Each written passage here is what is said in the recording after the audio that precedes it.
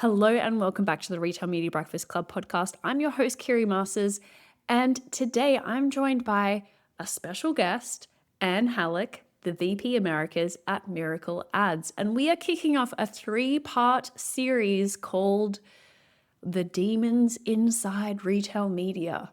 The biggest threats to retail media this year aren't external. It's not AI, it's not agentic traffic, it's not disintermediation. It is internal. There are 3 structural problems the industry has been avoiding, and we're going to talk about what they are and what it takes to face them. So today we are kicking off with the first demon inside retail media, the growth demon. Retail media has been measured by top-line ad revenue growth, and that metric is now actively misleading the industry. 2026 is the year that profitability becomes the real scorecard, and a lot of programs aren't ready for that conversation. I am here with Anne Hallock, the VP Americas for Mirakl Ads, the sponsor of this show. Welcome to the show, Anne.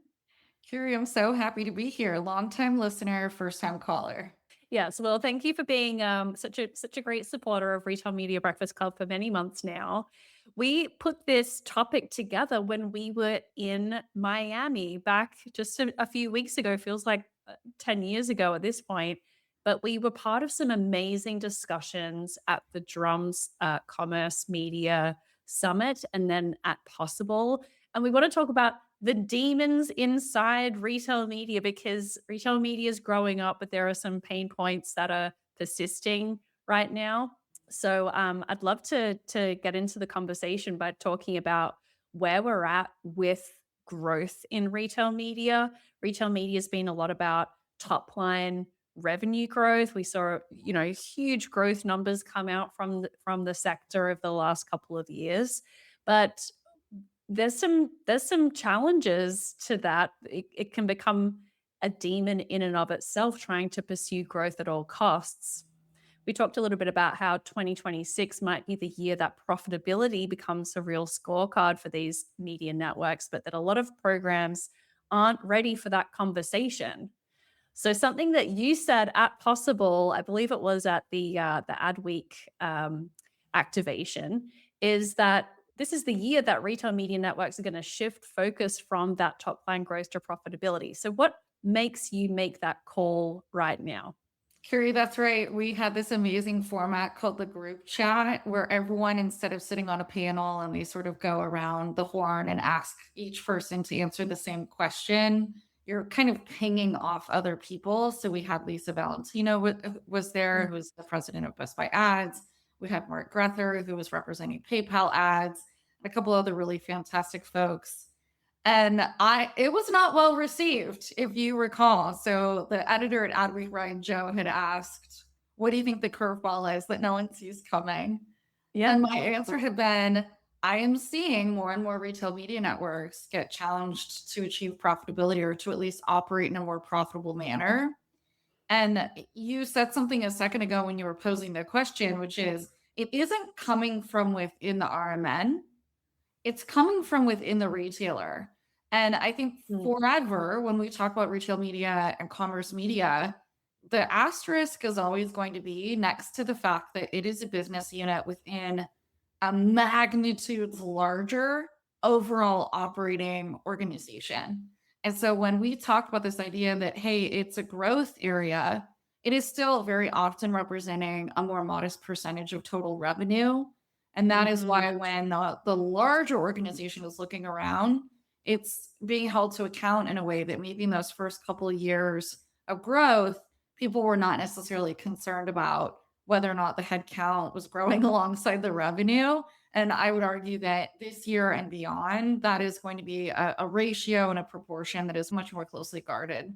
Well, how do you think that these networks are really able to benchmark that? Because to me, media, even if it's not possibly being run as efficiently as it could be, it's still going to be one of the most profitable parts of the retail organization. So, by comparison, shouldn't it just look amazing?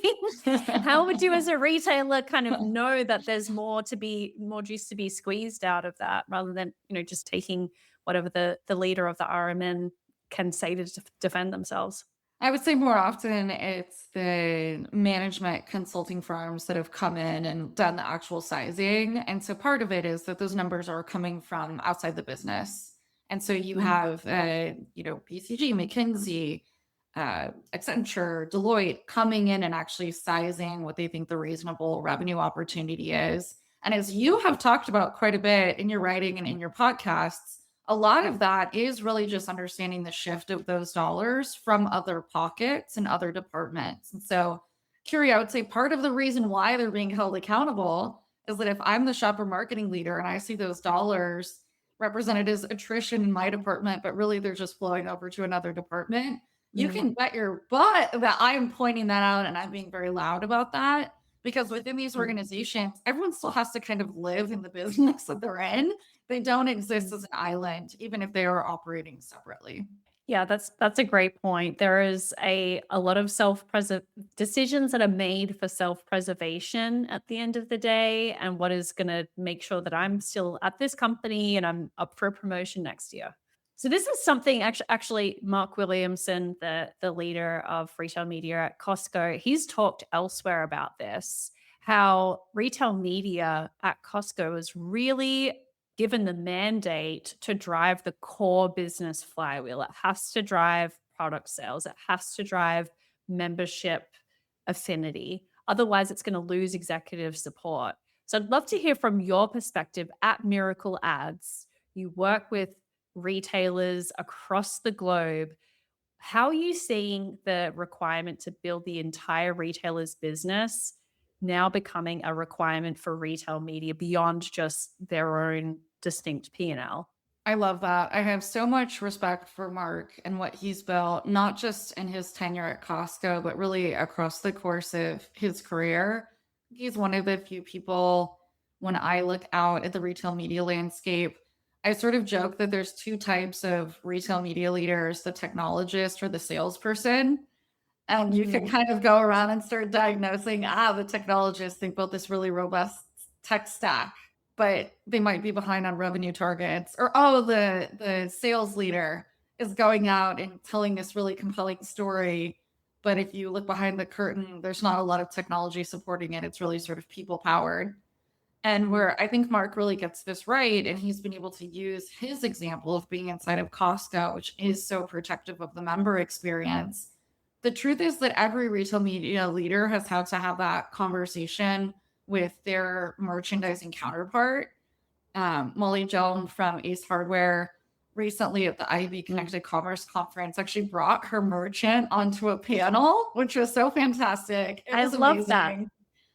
She was a firecracker too. It was a really lively conversation. But Wow. Mark's point is really, if it isn't driving the business, what is it for? Is kind of the question.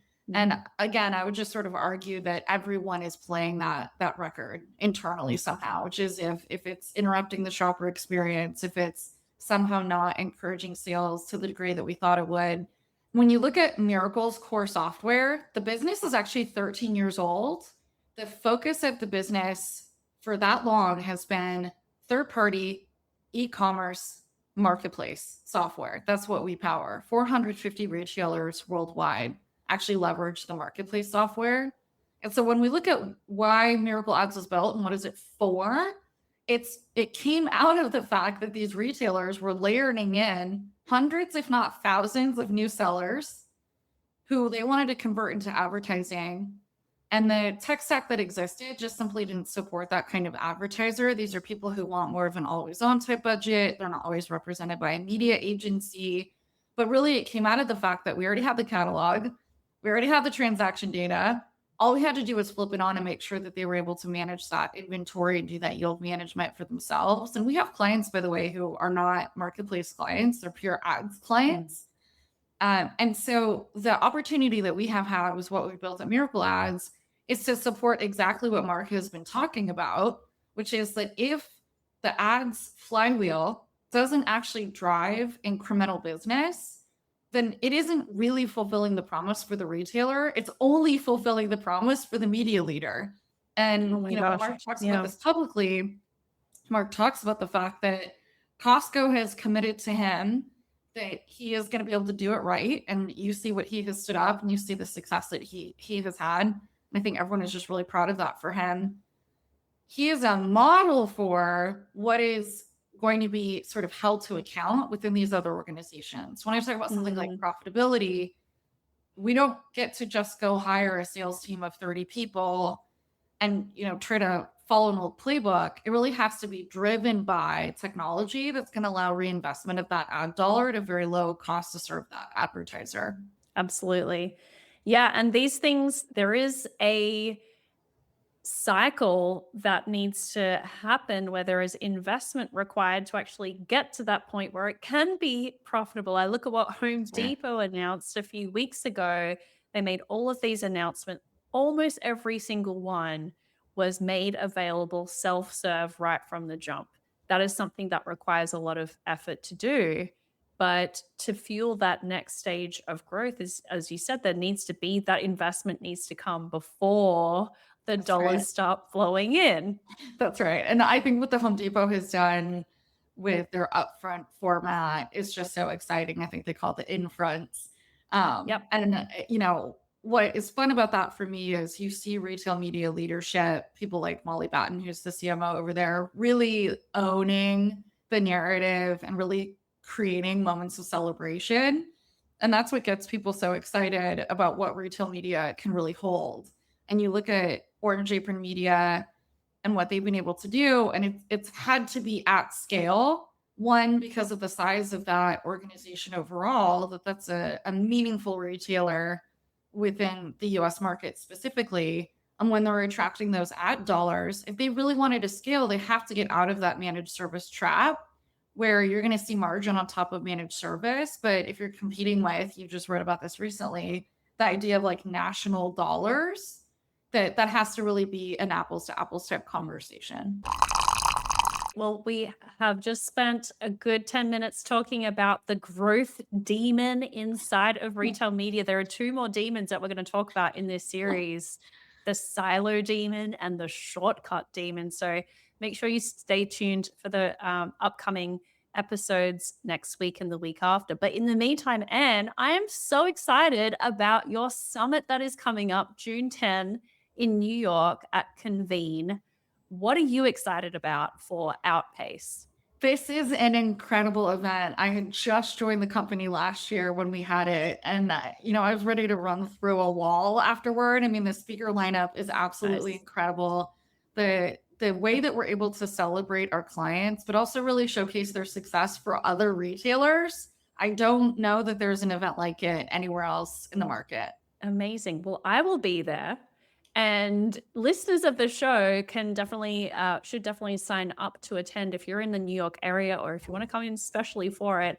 There is a really great lineup here. It's June 10 at Convene in New York. Link up to the registration page in the show notes. And thank you for joining me. I will see you next week.